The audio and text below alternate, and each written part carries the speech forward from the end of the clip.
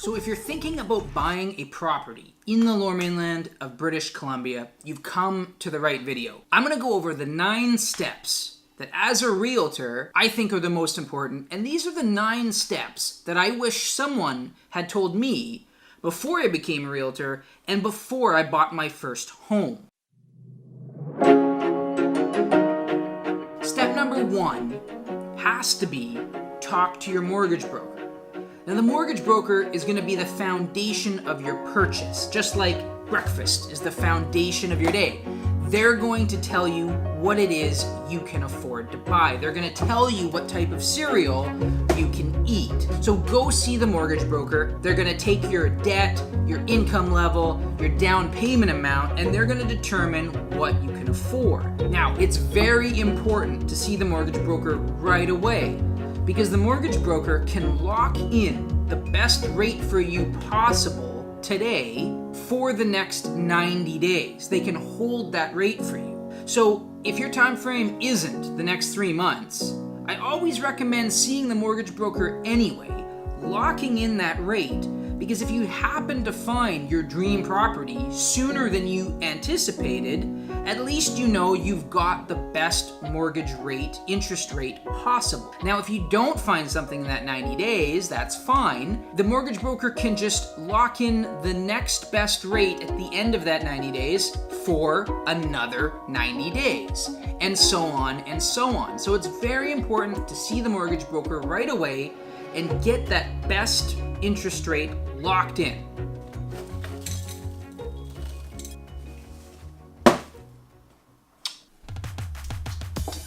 Now, step number 2 is finding and using a realtor.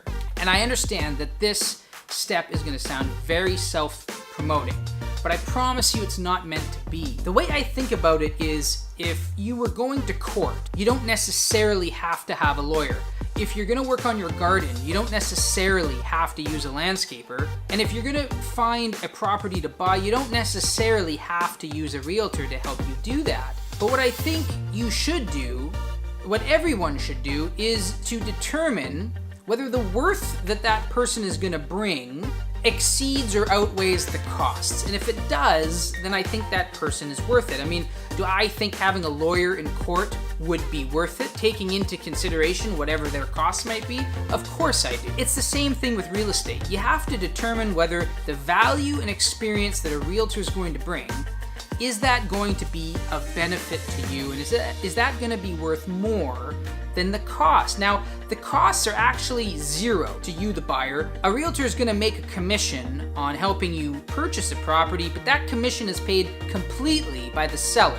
So there's no fees or commissions charged, or there shouldn't be anyway, charged to use the buyer. The value and the expertise of the realtor just helping you in that process is worth it, given the fact you don't actually even pay them anything. Some of the time, you're going to come across some realtors that might be in it for the paycheck, and I think that's an issue that Vancouver and the Lower Mainland has encountered over the last, especially over the last couple years. There's been some realtors in the Lower Mainland that have really painted the rest of the profession in a really horrible light. The Real Estate Council of BC has handed a Metro Vancouver realtor an $8,000 fine and a 45-day suspension for 2 instances of shadow flipping.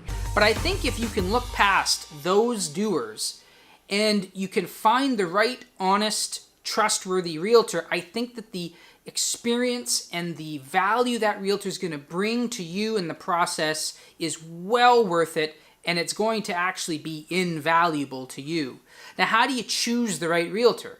There's lots of different ways, actually, and this is something I don't think people have done enough of in the past. I don't think they do it enough of now, is they don't research and investigate the realtor beforehand.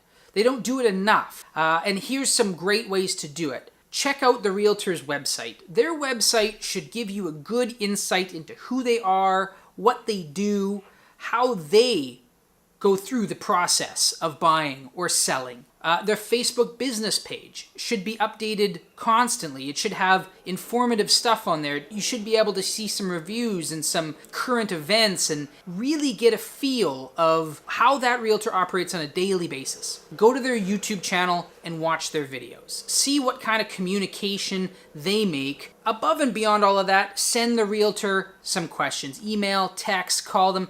Ask them about the market. Ask them about where they think everything's going, what they think of the process of buying or selling, and how they go about communicating with their past clients. So ask some questions, do some research, and do some investigation, and I think that's really going to put you in a very good place to find the right realtor, someone who's going to really add value to the entire process. And if that realtor can help you make the better decision when buying a property, then that alone, I think, is going to be well worth it.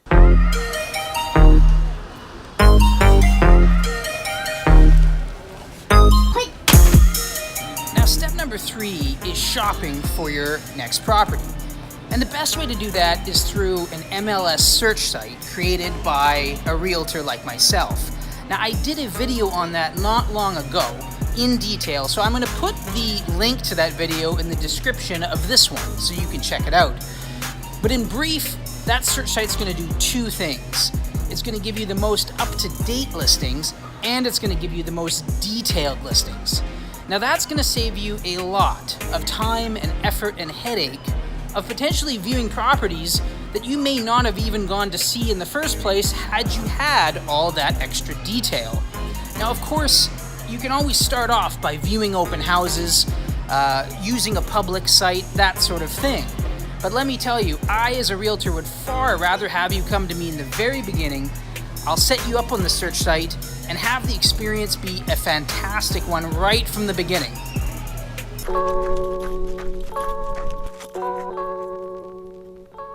So step number 4. Now at this point, you should have already talked to a mortgage broker, and they should have given you a budget to work with. You've contacted me as the realtor. And step number 3, I've set you up on an MLS search site. Now that site is going to be tailored to exactly what it is you're looking for. And so you should be getting sent to you the most updated, most accurate listings possible. Now hopefully, you've got some choices to make, and there's many options for you to choose from. So I still suggest to my clients, at that point, narrowing down those choices to maybe your top 5 or your top 10. Once you've done that, and you have a good idea of what it is you want to see in a property, and of course, once I set you up on that site, maybe your opinions change, maybe you start viewing properties online and you decide that something needs to be altered or you're going to go a different direction, and that's fine too. But once you've narrowed it down further and you've got your top 5 or your top 10 choices, then from there, of course, we can go out and take a look at them in person. Now, this is the part that you can do as slow or as fast as you'd like. Now, it's just going to depend on your timetable. If the goal is to find a property sooner than later, then of course we can go see these top choices as quickly as it's as convenient to you. And if you want to go it slower and you're not in a specific rush, that's fine too. The choice is going to always be yours, and that's the beauty of this part in the process. You can go as fast or as slow as you'd like. Now, once you've got some of these top choices laid out, I contact the listing realtors and I ensure that the date and times that are convenient for you are also okay with the sellers. From there, we go together and we privately view as many of these properties as you want to see. Now, something I also suggest to my clients, especially if they're relocating to an area that they haven't spent a lot of time in, is to go tour around the neighborhood before we even step foot in any of the properties. Jump on your bike, go for a jog, really get a feel of the surroundings. So that's step number 4, getting out there and seeing these properties in person.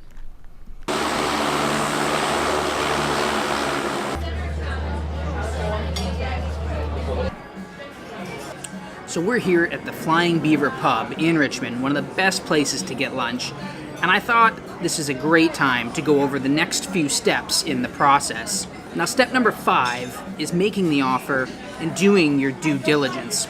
Now, that due diligence might come before the offer, it might come in the subject removal period after the offer, but either way, the due diligence period is always going to take place one way or the other.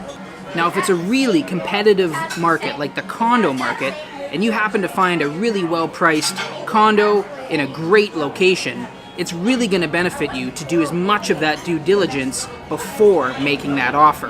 That's going to make your offer far more competitive. Now, that due diligence could be reading the strata documents, analyzing past sales in the building or the neighborhood, maybe fast-tracking your financing so that everything's in line on time. Now, if it's a slower market, for example, the detached housing market, perhaps you make the offer and then you do the due diligence after, and that's generally done in the subject removal period. A great example of that would be getting an inspection on the property. Now, that leads into step number 6, which is getting an accepted offer and actually using that subject removal period to finish your due diligence. Now, that period can be any length of time as long as you and the sellers both agree. Now, if you were able to do a lot of due diligence before the offer, then great. If you waited to try and do all of that due diligence during that subject removal period, that's fine too. Subjects might include an inspection, subject to your financing being fully approved, or maybe subject to reading all of those strata documents. Now, step number 7 is the removal of those subjects. This is the finalization of your due diligence. If you decide to go ahead and purchase the property, you'll remove your subjects, and it's as simple as generally signing one piece of paper. Now, in your subject removal period, if you decide you don't want to purchase the property, you're almost always able to walk away at no cost or obligation to you as the buyer. Now, if you do decide to remove your subjects, right around that time is when you're going to give the seller a good faith deposit. That deposit is non-refundable after you've removed your subjects. Hi. You gonna sit here? So if you're watching this video to this point, then I think it's safe to assume you want to see this thing through to the end. Now, let's pretend you found a great place, you've made your offer, it's accepted, you've removed your subjects by signing that one subject removal page, and you've handed in your deposit at the same time. This is what's called a firm deal. And in the eyes of the real estate board, this property has been sold and you've bought it. So now what happens? 2 to 3 weeks prior to the completion date, you're going to have to hire either a lawyer or a notary. Either one of those is going to help ensure that the funds, including your mortgage, are transferred from you, the buyer, to the seller, and that the title of the property moves from the seller to you, the buyer.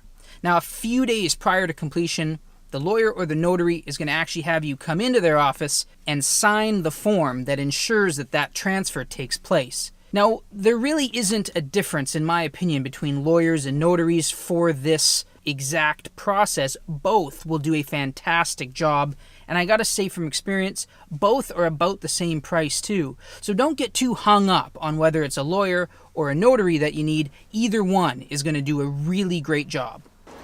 Now, step number 9 is the final step, and it's the simplest and the best. It's getting the key and taking possession. And if this video has helped you in any way, check out my other videos. There's plenty on my YouTube channel or on my business Facebook page about residential real estate, and far more to come with commercial real estate. If you found this video to be helpful, I would love it if you gave it a like or shared it, or better yet, follow me on YouTube or on my Facebook page. I put these videos out as consistently as I can, and there's going to be so many good videos upcoming.